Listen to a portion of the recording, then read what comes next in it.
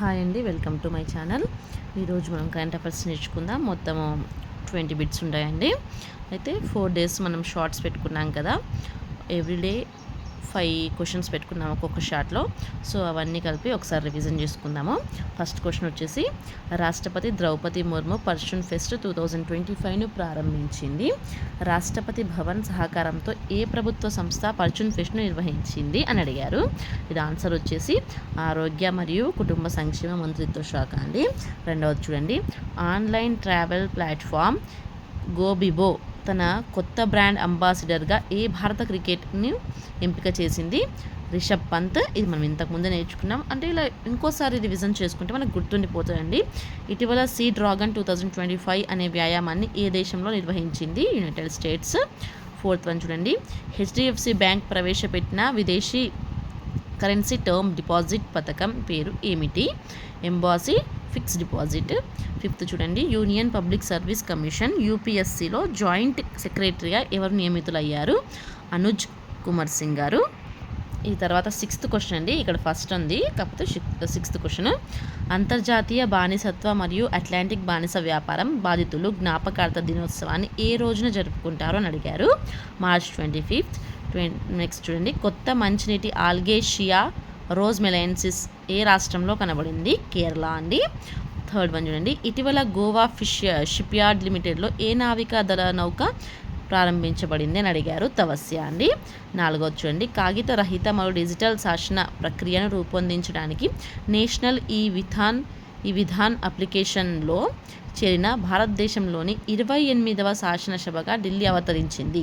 ఇది దీంట్లో 2 క్వశ్చన్లు వస్తాయండి, 2 క్వశ్చన్లు చెప్పుకోవచ్చు.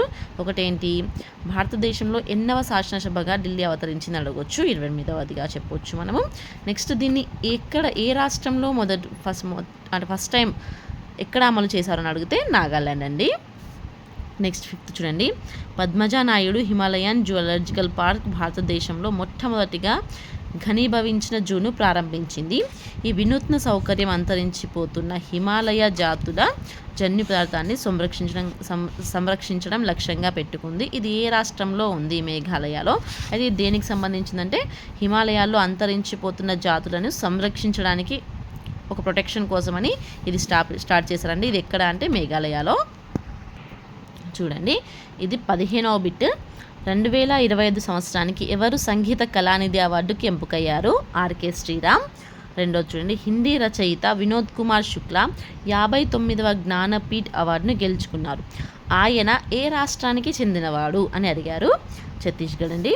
మూడోది చూడండి, అంతర్జాతీయ ద్రవ్యనిధి IMF ఇటీవల నివేదిక ప్రకారం 2015 నుండి 2025 మధ్య కాలంలో ఏ ప్రధాన ఆర్థిక వ్యవస్థ 0% వృద్ధి రేటును నమోదు చేసింది అని అడిగారు?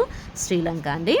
నాలుగోది చూడండి, భారతదేశం మరియు EU 4వ సముద్ర భద్రతా సంభాషణను ఈ క్రింది నగరాల్లో ఏ నగరంలో నిర్వహించనున్నారు అంటే న్యూఢిల్లీ. ఇది ఇంపార్టెంట్ అండి.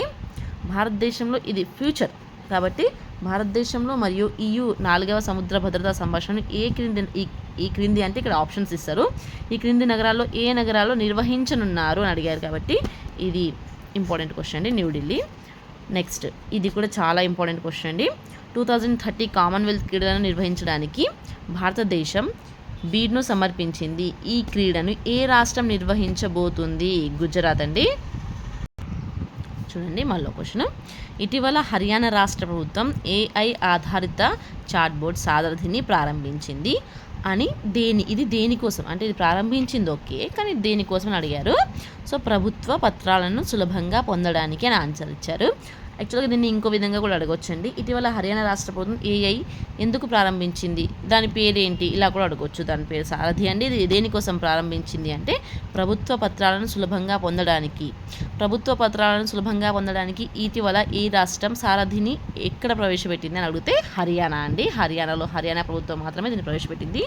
నెక్స్ట్ చూడండి, గ్లోబల్ ఆస్ట్రోమెటిక్ ఇంటర్ఫెరోమీటర్ ఫర్ ఆస్ట్రోఫిజిక్స్ ను ఏ అంతరిక్ష సంస్థ ప్రారంభించింది? యూరోప్ స్పేస్ ఏజెన్సీ అండి. Europe space agency. నెక్స్ట్ చూడండి, ఖేలో ఇండియా పారా గేమ్స్ యొక్క 2వ ఎడిషన్ మార్చ్ 27, 2025 ముగిసింది.